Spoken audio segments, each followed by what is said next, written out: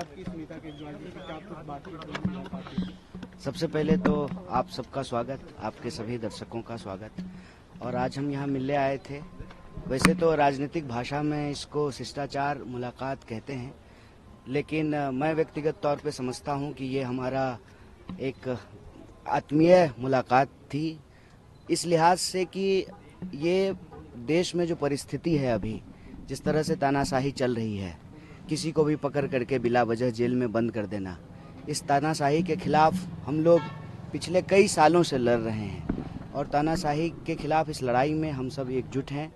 तो उनसे हम ये बात कहने के लिए, उनको बताने के लिए कि इस लड़ाई को हम लोग सब मिल करके लड़ेंगे, एकजुट होकर के लड़ेंगे और देश में संविधान और लोकतंत्र को जिस तरह से समाप्त किया जा रहा है, इसको हम लोग बचाएंगे, संविधान को भी, देश को भी, और इस तानाशाही को ख़त्म करेंगे। चुनाव को लेकर कोई बातचीत हुई, कैंपेन को लेकर खासतौर पे, क्योंकि वो 4 सीटों पे चुनाव प्रचार कर रही है, क्या आपने डिमांड की कि हमारी सीट पे भी आए? क्योंकि नहीं, 4 सीट पे हम चुनाव नहीं लड़ रहे हैं, हम 543 सीट पे चुनाव लड़ रहे हैं। हम इंडिया अलायंस के सब लोग जो है घटक दल हैं और ये अलायंस पूरी तरह से एकजुट है। दिल्ली की भी 7 सीट पे चुनाव लड़ रहे हैं। तो जो भी हम लोग रणनीति बना रहे हैं वो किसी एक प्रत्याशी के लिए या एक पार्टी के लिए नहीं बना रहे हैं, वो दिल्ली के लिए बना रहे हैं, दिल्ली के लोगों के लिए बना रहे हैं, क्योंकि ये दिल्ली के लोगों के आत्मसम्मान का सवाल है। किसी को, एक व्यक्ति को सांसद बनाने का सवाल नहीं है, किसी एक व्यक्ति को प्रधानमंत्री बनाने का सवाल नहीं है, एक पार्टी की सरकार बनाने का सवाल नहीं है।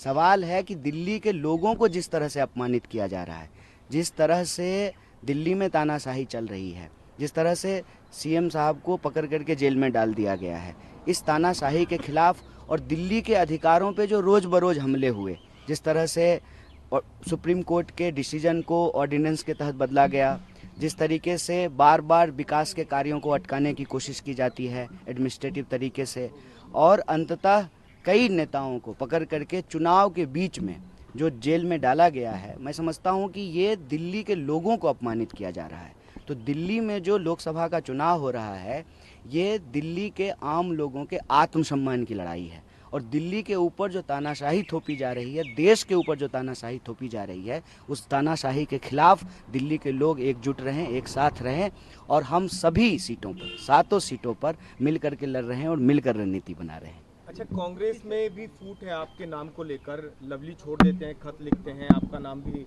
का भी जिक्र करते हैं, तो इसे आप किस तरीके से देखते हैं? क्योंकि चुनाव के दौरान ये होना तो क्या नुकसान होगा या फिर किस वजह से आप मान रहे हैं? अव्वल तो जो है वो पत्र मुझे नहीं मिला है, अव्वल वो पत्र तो मुझे नहीं मिला है, ना मैंने वो पत्र पढ़ा है।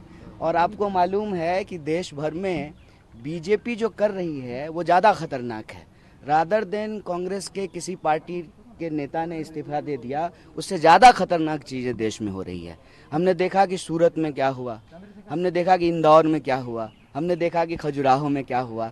मैं तो दिल्ली के लोगों को भी कह रहा हूँ कि आप सौभाग्यशाली हैं, आपके पास मौका है कि आप वोट दे पा रहे हैं, आपके प्रत्याशी टिके हुए हैं, तो आप वोट दीजिए, क्योंकि आपको जो ये वोट देने का अधिकार मिला है ये आपके पास रहेगा कि नहीं रहेगा, पूरे देश की सूरत जो है वो सूरत जैसी बन जाएगी, इस पर विचार करना चाहिए और इस पर चर्चा करना चाहिए। चुनाव के दौरान पार्टी के भीतर प्रत्याशी को लेकर के या किसी नेता का इस्तीफा होना ये कोई नई बात नहीं है।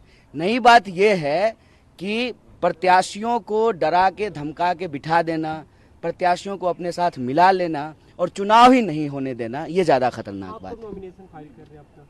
अभी तारीख तय नहीं है, तारीख तय होगी तो आप लोगों को सूचित करेंगे। सुनीता जी को कैंपेन के लिए या वोट अभी तभी तारीख ही नहीं तय हुई है और हमने आपको कहा कि जो है ये मुलाकात जो है वो चुनावी नहीं है, वैचारिक है।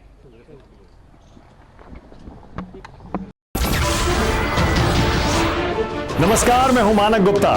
अगर आपको हमारा ये वीडियो पसंद आया हो तो इसे लाइक और शेयर जरूर करें और हाँ, हमें सब्सक्राइब और फॉलो करना ना भूलें ताकि आप देश और दुनिया की कोई खबर मिस ना करें। तो जुड़े रहिए हमारे साथ और देखते रहिए न्यूज़ 24।